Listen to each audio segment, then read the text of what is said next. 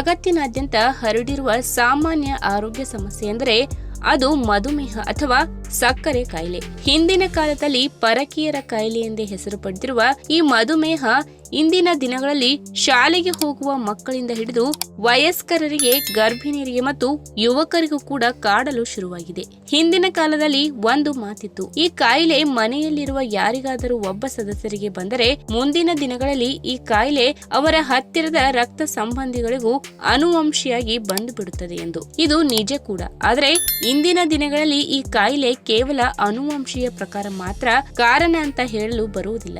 ಈಗಿನ ಕಾಲದ ಜನರು ಅನುಸರಿಸುತ್ತಿರುವ ಆಹಾರ ಪದ್ಧತಿ ಮತ್ತು ಜೀವನ ಶೈಲಿಯಿಂದ ಕೂಡ ಈ ಕಾಯಿಲೆಗೆ ಪ್ರಮುಖವಾದ ಕಾರಣಗಳು ಎಂದು ಹೇಳಬಹುದು. ಹಾಗಾದ್ರೆ ಅದು ಹೇಗೆ ಎಂಬುದನ್ನ ಇವತ್ತಿನ ವಿಡಿಯೋ ಮುಖಾಂತರ ತಿಳಿದುಕೊಳ್ಳೋಣ. ಅದಕ್ಕಿಂತ ಮುಂಚೆ ನೀವಿನ್ನು ನಮ್ಮ ಚಾನೆಲ್ಗೆ ಸಬ್ಸ್ಕ್ರೈಬ್ ಆಗಿಲ್ಲ ಅಂದ್ರೆ ಪ್ಲೀಸ್ ಸಬ್ಸ್ಕ್ರೈಬ್ ಮಾಡ್ಕೊಳ್ಳಿ, ಹಾಗೆ ಪಕ್ಕದಲ್ಲಿ ಇರುವಂತಹ ಬೆಲ್ ಐಕನ್ ನ ಕ್ಲಿಕ್ ಮಾಡಿ. ಇತ್ತೀಚೆಗೆ ಅಂದರೆ ಸರಿಸುಮಾರು 4-5 ವರ್ಷಗಳ ಹಿಂದೆ ನಡೆದ ಒಂದು ಸಂಶೋಧನೆಗಳ ಪ್ರಕಾರ ಪ್ರತಿದಿನ ರಾತ್ರಿ ಶಿಫ್ಟ್ ನಲ್ಲಿ ಕೆಲಸ ಮಾಡುವ ಜನರಿಗೆ ತಮ್ಮ ರಕ್ತದಲ್ಲಿನ ಸಕ್ಕರೆ ಮಟ್ಟವನ್ನ ನಿರ್ವಹಿಸಿಕೊಳ್ಳಲು ತುಂಬಾ ಕಷ್ಟವಾಗುತ್ತಿದೆ ಎಂಬ ವಿಚಾರ ತಿಳಿದು ಬಂದಿದೆ. ಇದರಿಂದಾಗಿ ಮಧುಮೇಹ ಸಮಸ್ಯೆ ಸರಿಯಾಗಿ ನಿಯಂತ್ರಣಕ್ಕೆ ಬರುವುದಿಲ್ಲ. ಆದರೆ ಯಾರೆಲ್ಲ ಮುಂಜಾನೆಯ ಶಿಫ್ಟ್ ನಲ್ಲಿ ಕೆಲಸ ಮಾಡುತ್ತಾರೋ ಅವರಿಗೆ ಈ ಸಮಸ್ಯೆ ಉಂಟಾಗುವುದಿಲ್ಲ ಎಂದು ತಮ್ಮ ವರದಿಯಲ್ಲಿ ತಿಳಿಸಿದೆ. ಇನ್ನು ಇದಕ್ಕೆ ಮುಖ್ಯ ಕಾರಣಗಳು ಏನು ಎಂಬುದನ್ನ ನೋಡುವುದಾದರೆ, ರಾತ್ರಿ ಸಮಯದಲ್ಲಿ ಕೆಲಸ ಮಾಡುವವರು ಅತಿಯಾಗಿ ಆಹಾರ ಸೇವನೆ ಮಾಡುತ್ತಾರೆ. ಅದರಲ್ಲೂ ಹೆಚ್ಚಾಗಿ ಅನಾರೋಗ್ಯಕಾರಿ ಆಹಾರಗಳಾದ ಜಂಕ್ ಫುಡ್, ಪಾನೀಯಗಳ ಸೇವನೆ ಜಾಸ್ತಿ ಮಾಡುತ್ತಾರೆ. ಇದೇ ರೀಸನ್ಗಳಿಂದಾಗಿ ದೇಹಕ್ಕೆ ಹೆಚ್ಚು ಕ್ಯಾಲೋರಿ ಅಂಶ ಮತ್ತು ಸಕ್ಕರೆ ಅಂಶ ಸೇರುವ ಸಾಧ್ಯತೆ ಇರುತ್ತದೆ. ಜೊತೆಗೆ ನಿದ್ರಾಹೀನತೆ ಸಮಸ್ಯೆ ಕೂಡ ಎದುರಾಗುವುದರಿಂದ ಅನಾರೋಗ್ಯ ಹೆಚ್ಚಾಗಲಿದೆ.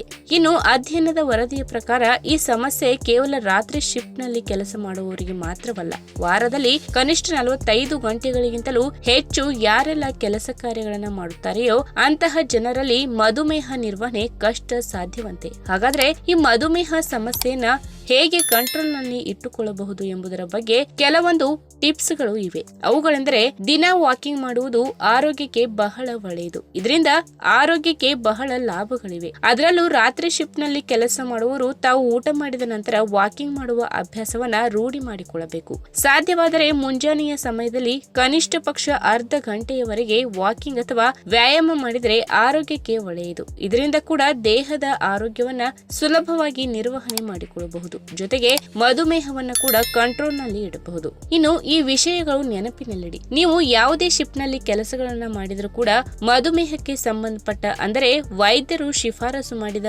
ಮಾತ್ರೆಗಳನ್ನು ಮಾತ್ರ ಸರಿಯಾಗಿ ತೆಗೆದುಕೊಳ್ಳಬೇಕು. ಅಷ್ಟೇ ಅಲ್ಲದೆ ಸರಿಯಾದ ಸಮಯಕ್ಕೆ ಆಹಾರವನ್ನ ಸೇವನೆ ಮಾಡಬೇಕು. ಅಲ್ಲದೆ ಒಂದೇ ಬಾರಿಗೆ ಹೆಚ್ಚು ಆಹಾರಗಳನ್ನ ಸೇವಿಸುವುದನ್ನ ಬಿಟ್ಟು ಸ್ವಲ್ಪವೇ ಆಹಾರವನ್ನ ತಿನ್ನುವ ಅಭ್ಯಾಸ ಮಾಡಿಕೊಳ್ಳಬೇಕು. ಇನ್ನು ದಿನವೂ ಮನೆಯಿಂದ ಊಟದ ಬಾಕ್ಸ್ ತೆಗೆದುಕೊಂಡು ಹೋಗುವುದು ಕೆಲವರಿಗೆ ಆಗಿ ಬರುವುದಿಲ್ಲ. ವಾರಕ್ಕೆ ಒಮ್ಮೆಯಾದರೂ ಹೊರಗಡೆ ಏನಾದರೂ ಸ್ಪೆಷಲ್ ಊಟ ಮಾಡುವ ಎಂದು ಅನಿಸುತ್ತದೆ. ಆದರೆ ಈ ಸಮಯದಲ್ಲಿ ಸೇವಿಸುವ ಅನಾರೋಗ್ಯ ಆಹಾರಗಳು ಮಧುಮೇಹ ಸಮಸ್ಯೆಯನ್ನ ಇನ್ನಷ್ಟು ಹೆಚ್ಚಿಸುತ್ತದೆ. ಅದರಲ್ಲೂ ಪ್ಯಾಕ್ ಮಾಡಿದ ಆಹಾರಗಳು ಅಥವಾ ಕೃತಕ ಸಕ್ಕರೆ ಅಂಶ ಹೆಚ್ಚಿರುವ ಬಿಸ್ಕೆಟ್ ಸೇವನೆ ನಿಮಗೆ ಆರೋಗ್ಯಕ್ಕೆ ಅನಾನುಕೂಲವನ್ನೇ ಹೆಚ್ಚು ಮಾಡುತ್ತದೆ. ಇನ್ನು ಆಫೀಸ್ ನಲ್ಲಿರುವ ಕ್ಯಾಂಟೀನ್ ಊಟ ಅಥವಾ ಹೊರಗಡೆಯ ಹೋಟೆಲ್ ಊಟ ಪ್ರತಿದಿನ ಮಾಡಲು ಸಾಧ್ಯವಿಲ್ಲ.